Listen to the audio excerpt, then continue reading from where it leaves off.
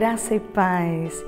Passou-se o ano de 2010, um ano de muitas vitórias, e alcançamos agora o ano aceitável do Senhor, 2011. Esse é o nosso primeiro programa do ano, está muito especial. Imagine o que nós temos hoje. Não saia daí, eu volto já.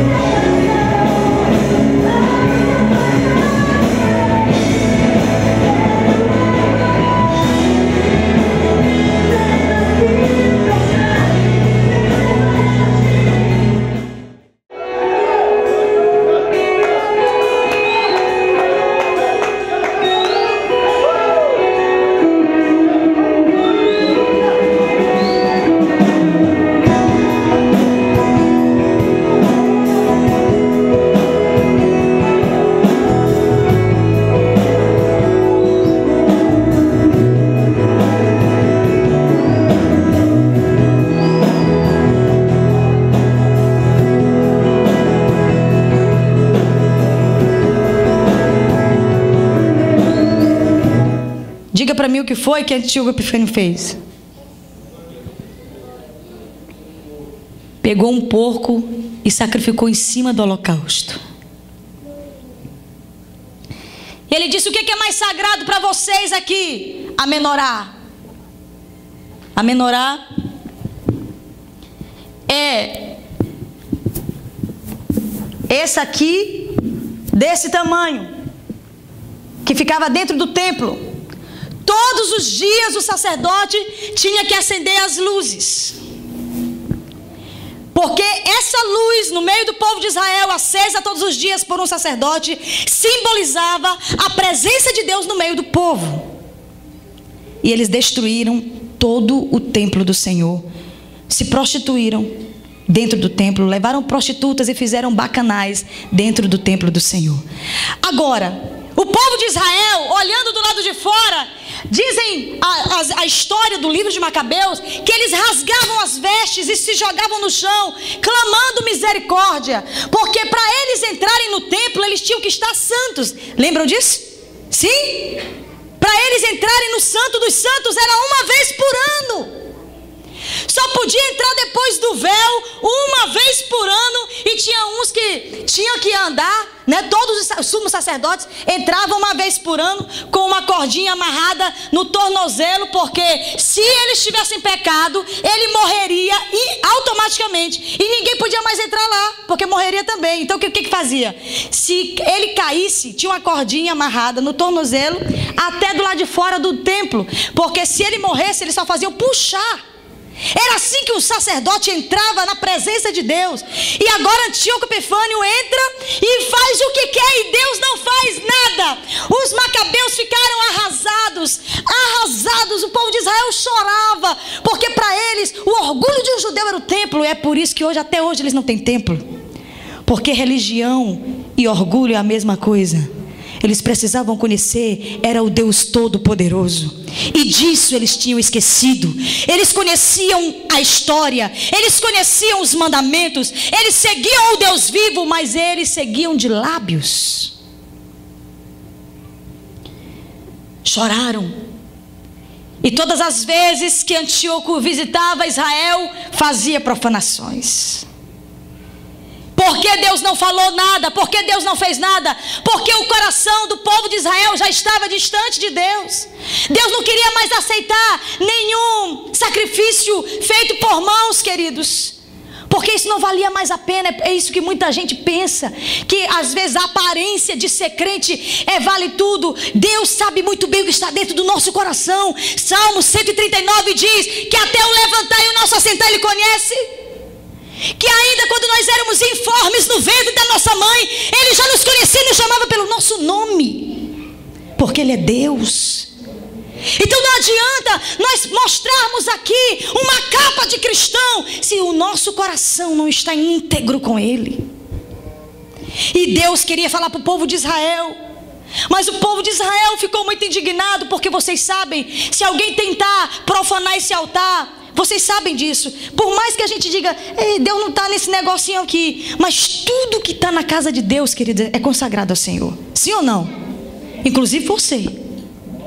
Inclusive você. E para subir no altar, tem que estar consagrado ao Senhor?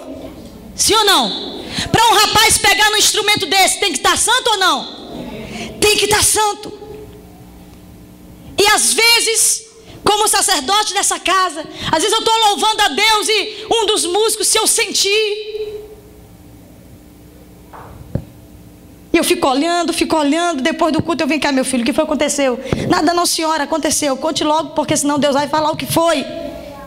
E Deus sempre fala. Senão o discípulo não fala, Deus fala. Porque esse lugar é consagrado ao Senhor. Queridos, quando nós levantamos um altar de adoração a Deus, somente Ele merece louvor, somente Ele merece a honra. E se tem uma coisa que Deus é santo. O que quer dizer santo? Separado. E Hanukkah simbolizou uma data profética para o povo de Israel. No dia 25 de dezembro, Macabeu, filho de Matitiarro, revoltou-se com Antíoco Epifânio. Antíoco Epifânio ficou na frente dele assim e disse: eu vou destruir o sagrado, eu vou profanar o templo do Senhor mais uma vez. Macabeu nem viu, pegou a espada e enfiou um sacerdote, matou automaticamente Antíoco, o imperador daquela região grega. E quando matou o povo de Israel, só velhos, crianças e mulheres venceram uma batalha contra milhares e milhares de gregos. Você pode aplaudir o nome do Senhor? Debaixo de muita unção, aqui na Eclésia Ministério Internacional, realizamos um culto lindo, um culto de envio. Consagramos missionários e a unção do Senhor foi derramada.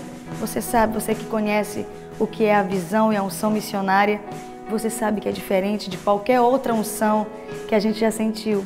Então, você vai assistir agora, de primeira mão, aquela noite especial que aconteceu na Eclésia Ministério Internacional.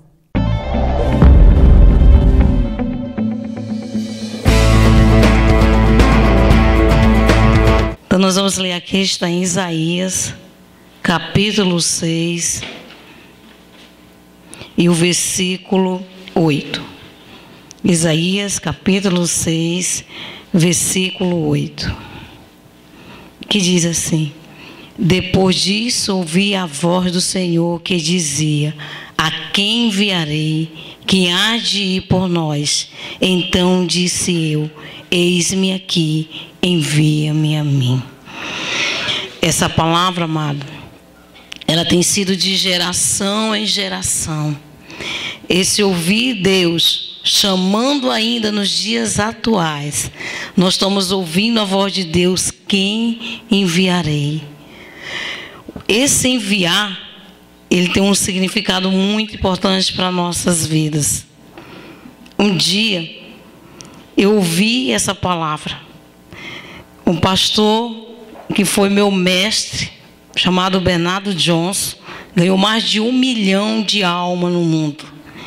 E ele estava pregando e eu ouvi essa palavra: quem enviarei? Eu me lembro que eu tinha 8 anos e eu ergui a minha mão e disse: envia, Senhor, me envia que eu estou pronta